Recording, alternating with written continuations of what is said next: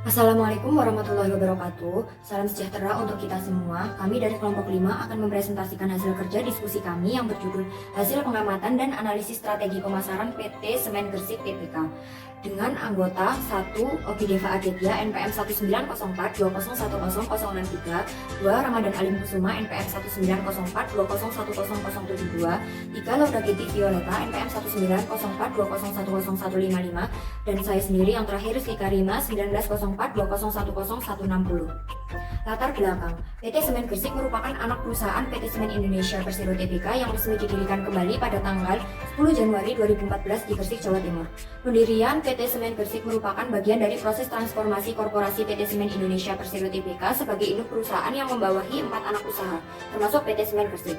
Sebagai perusahaan yang bergerak di bidang industri persemenan, PT Semen Gresik berfokus pada produksi semen, termasuk pengelolaan pabrik semen hasil produksi ekspansi maupun unit produksi existing, yakni di pabrik PT Semen Gresik yang berada di Kabupaten Rembang, Jawa Tengah.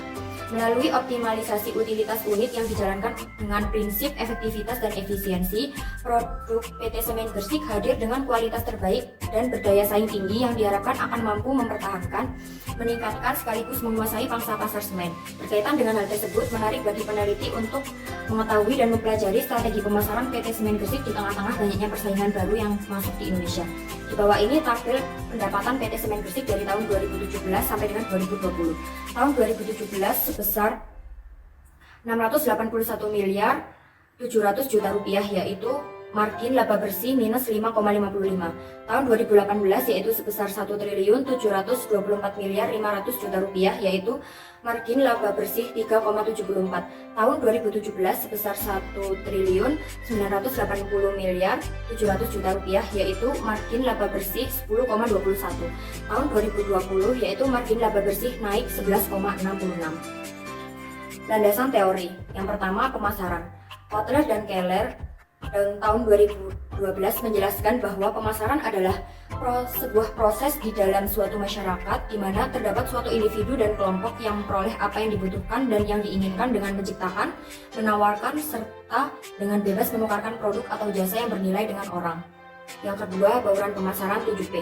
Menurut Kotler tahun 2000 halaman 18, bauran pemasaran adalah seperangkat alat pemasaran yang digunakan oleh perusahaan untuk mencapai pemasarannya dalam pemasaran sasaran. Variabel bauran pemasaran jasa 7P yaitu product, price, place, promotion, people, physical evidence, dan proses. Yang ketiga, analisis SWOT. Menurut Galavan tahun 2014, analisis SWOT, strength, weakness, opportunities, dan threat adalah analisis yang digunakan untuk memutuskan strategi yang efektif yang akan diterapkan berdasarkan pasar dan keadaan publik, di mana opportunities atau peluang dan threat atau ancaman digunakan untuk mengetahui lingkungan eksternal, kemudian membandingkannya dengan strength atau kekuatan dan weakness atau kelemahan yang diperoleh melalui analisis internal. Metode penelitian. Yang pertama, jenis penelitian. Penelitian ini menggunakan metode deskriptif dengan penelitian kualitatif. Penelitian deskriptif ini juga disebut dengan feasibility study yang bermaksud untuk memperoleh data awal. Menurut Surjono S. tahun 1974 halaman 29, penelitian ini dengan menggunakan metode deskriptif ini biasanya dilakukan melalui observasi, wawancara, dan studi kasus untuk menggambarkan perilaku daripada menggunakan data yang bisa dianalisis secara statistik. Yang kedua, teknik pengumpulan data. Teknik pengumpulan data yang digunakan dalam penelitian ini yaitu melalui dokumentasi.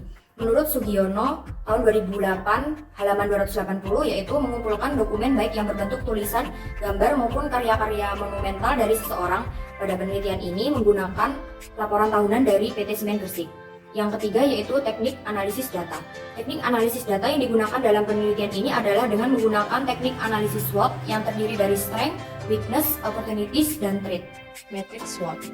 Alat yang dipakai untuk menyusun faktor-faktor strategis perusahaan adalah matriks SWOT.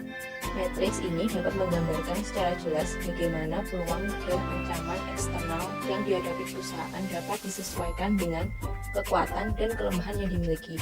Matriks ini dapat menghasilkan 4 set kemungkinan alternatif strategis. Dikutip dalam buku Freddy Rangkuti tahun 2015 halaman 88. Nah, pada diagram matriks SWOT ini, di samping dan berdasarkan matriks SWOT, maka didapatkan 4 langkah strategi. Yang pertama strategi SO, yang kedua strategi ST, yang ketiga strategi WO, yang keempat strategi WT. Untuk hasil dan pembahasan. Kondisi lingkungan umum perusahaan. PT Semen Gresik berhasil meraih laba bersih pada tahun 2020 di tengah kondisi ekonomi dan bisnis yang penuh tantangan dan permintaan semen di pasar domestik yang menurun. Kinerja positif yang diraih oleh Semen Gresik tersebut hanya terkoreksi 1,7% dibandingkan dengan tahun sebelumnya. Kendati pendapatan perseroan menurun dibanding tahun lalu, margin laba bersih anak perusahaan PT Semen Indonesia Tbk ini justru naik dari 10,21% menjadi 11,66% pada tahun 2020. Berkaitan dengan hal tersebut, penjualan semen domestik pada tahun 2021 diperkirakan meningkat 3-6% setelah terkontraksi 10,4% pada tahun lalu. Proyek infrastruktur akan menjadi salah satu katalis pertumbuhan tersebut, sehingga pada tahun 2021 PT Semen Gresik sangat optimistis untuk meraih kinerja perusahaan yang lebih baik dari tahun lalu. Selanjutnya ada bauran pemasaran 7P. Yang pertama, produk. Produk utama yang ditawarkan oleh PT Semen Gresik yaitu semen yang dijual dalam kemasan sebesar 78% dan curah sebesar 22% dari total produk yang dihasilkan. Semen yang dijual dalam tipe OPC sebesar 22% dan non-OPC sebesar 78% dari total produk yang dihasilkan. Yang kedua ada place atau tempat. Pabrik produksi PT Semen Gresik ini berlokasi di Rembang, Jawa Tengah. Kapasitas produksi pabrik Rembang adalah 3 juta ton semen per tahun atau 250.000 ton per bulan. Untuk pemasaran, di area pemasaran utama Semen Gresik yaitu di Jawa Timur, Jawa Tengah, dan daerah istimewa Yogyakarta. Sementara pemasaran sekunder adalah seluruh wilayah Indonesia. Selanjutnya yang ketiga ada price atau harga. Sebagai anak perusahaan PT Semen Indonesia Tbk, penentuan harga PT Semen Gresik menyesuaikan kebijakan induk perusahaan, yaitu menggunakan kebijakan harga based on value, artinya dengan memperhatikan posisi pasar, apakah perusahaan berada pada posisi market leader, market challenger, atau market follower. Harga pada setiap kota atau daerah berbeda berdasarkan komposisi daya saing dengan merek lain dan posisi pasar. Salah satu harga jual produk Semen Gresik yaitu jenis Ordinary Portland Cement atau disingkat dengan OPC dengan satuan 40 kg sampai 50 kg harga per sak dengan harga 50.000 sampai 60.000 rupiah. Yang keempat, promotion atau promosi. Dalam mempromosikan produknya, PT Semen Indonesia melaksanakan strategi komunikasi pemasaran dengan konsumen dalam bentuk atau jenis periklanan atau advertising melalui media cetak dengan brosur, banner, dan reklame besar maupun elektronik melalui iklan di televisi dan promosi penjualan atau sales promotion dan sebagainya. Semen Gresik juga menawarkan diskon atau special offer melalui program Semen Gresik Privilege. Yang kelima yaitu people atau sumber daya manusia. PT Semen Gresik memiliki kualitas SDM yang sangat baik. PT Semen Gresik sebagaimana merupakan anak perusahaan dari PT Semen Indonesia juga menerapkan budaya-budaya korporasi yang disusun dalam akronim CHAMPS. PT Semen Gresik juga menyediakan pelayanan customer service after sales yang meliputi pelayanan pelanggan dan survei kepuasan pelanggan. Yang keenam yaitu proses. Dalam menjamin ketersediaan produk tetap mencukupi kebutuhan konsumen, PT Semen Gresik telah bekerja sama dengan perusahaan 3PL atau Third Party Logistik, yakni perusahaan penyedia jasa pengelolaan gudang, distribusi dan transportasi secara terintegrasi dalam mendistribusikan produknya. Physical evidence atau tampilan fisik. Dalam mendukung operasional perusahaan untuk periode awal, PT Semen Gresik memiliki modal dasar sebesar 1.670 miliar. Sementara itu, untuk mendukung operasional sehari-hari, PT Semen Gresik memiliki aset seperti peralatan utama pabrik, grinding silo yang jumlahnya 47,7 dengan kapasitas 40.000 ton. fasilitas pendukung, bangunan gedung perkantoran yaitu 2 kantor, kantor tanah liat dan kantor batu kapur. Teknologi packing plant yaitu automatic palletizing machine. Analisis SWOT, strength atau kekuatan. Yang pertama, brand produk semen Gresik telah memiliki brand image, awareness, dan brand loyalty yang sangat baik. Yang kedua, PT Semen Gresik memiliki teknologi produksi yang canggih, efektif, efisien, dan ramah lingkungan. Yang ketiga, memiliki SDM yang baik dan berkualitas dengan keberagamannya yang dimiliki. Yang keempat, karena seluruh fungsi serta tanggung jawab pemasaran, penjualan, dan supply chain Semen Gresik disentralisasi pada Semen Indonesia sebagai entitas induk, yang mana Semen Indonesia dengan pangsa pasar yang besar dan jangkauan pemasaran lebih luas menimbulkan efek positif, yaitu Semen Gresik memiliki jumlah distributor yang banyak. Dan yang terakhir, ketersediaan bahan baku sangat banyak dan terjamin. Yang kedua, weakness atau kelemahan.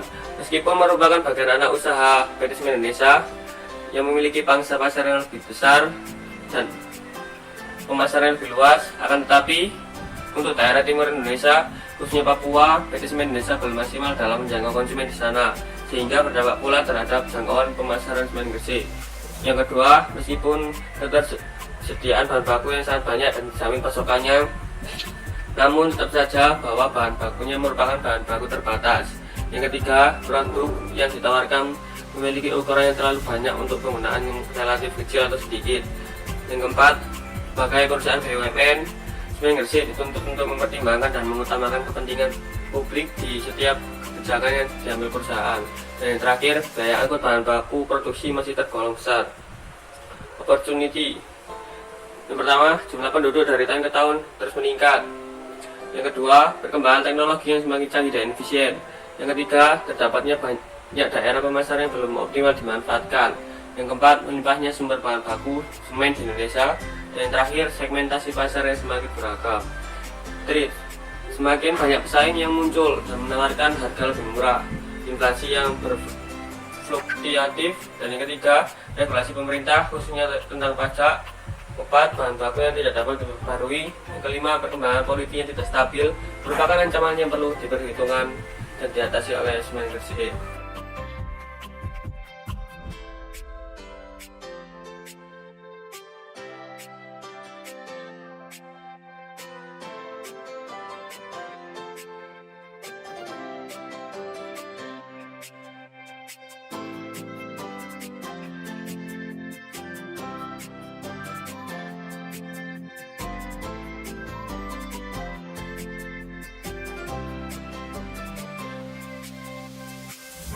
Berikutnya adalah metrik IE. Dari hasil total skor, nilai yang dibobot pada metrik IV diketahui nilai sebesar 3,48. Sedangkan nilai total skor untuk nilai yang dibobot pada metrik FS diperoleh nilai sebesar 3,18. Maka penyusunan metrik IE adalah sebagai berikut. Dari gambar di samping itu, diketahui bahwa nilai metrik IE berada pada sel 1. Hal ini berarti strategi yang dapat diterapkan oleh perusahaan PT Semen Gresik digambarkan sebagai tumbuh dan berkembang. Selanjutnya adalah tahap analisis. Gambarnya adalah sebagai berikut, yaitu di samping. Dari gambar di samping dapat dijelaskan bahwa perusahaan Semen Gresik dalam kondisi prima dan mantap. Hal ini dikarenakan kekuatan yang dimiliki oleh perusahaan masih memiliki peluang atau kesempatan yang lebih luas daripada ancaman yang akan dihadapi. Sehingga rekomendasi strategi yang dapat diterapkan pada perusahaan Semen Gresik adalah strategi progresif atau strength opportunity. Berikutnya yaitu perencanaan kombinasi. Yang pertama, kekuatan dengan peluang atau SO.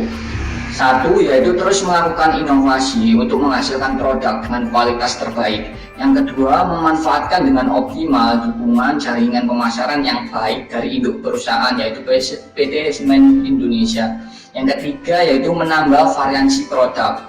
Berikutnya yaitu kelemahan dengan peluang atau WO.